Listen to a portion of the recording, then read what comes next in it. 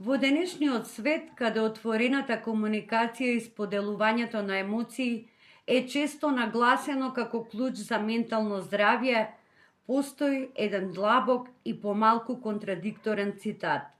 Подобро е да се исплачете во самотија, отколку секому да раскажувате што ве мачи.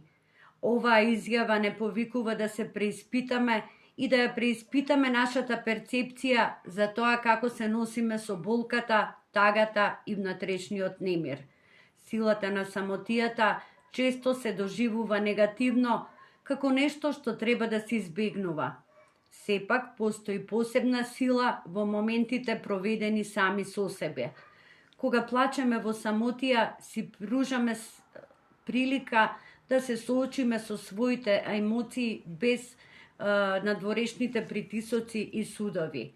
Овој интимен момент може да стане момент на самоосвестување, каде можеме длабоко да се истражуваме себе си и тоа што не измачува. За многумина, да се исплачете во самотија може да донесе чувство на олеснување. Тоа е прилика да се ослободиме од насобраните чувства и да го пронајдеме внатрешниот мир.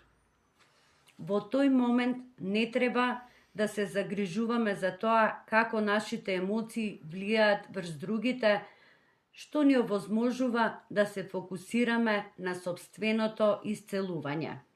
На другата страна, споделувањето на својот проблем со другите може да биде и корисно и во исто време и штетно. Иако е важно да се има поддршка, пречестото споделување на емоции и проблеми со другите може да не доведе до прекумерно анализирање и создавање на драматични ситуации.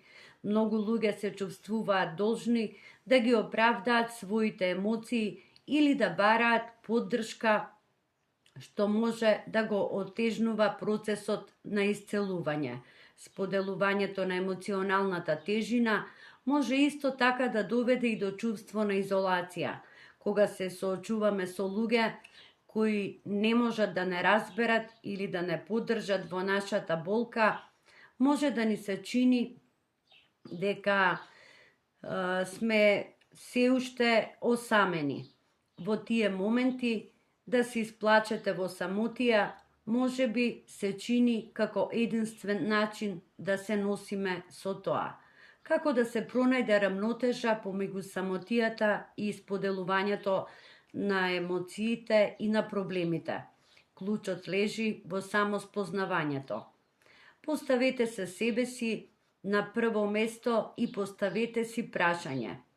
Кога се чувствувам преплавено, дали во тој момент ми е повеќе од корист да се ослонам на пријателите или да се повлечам во себе.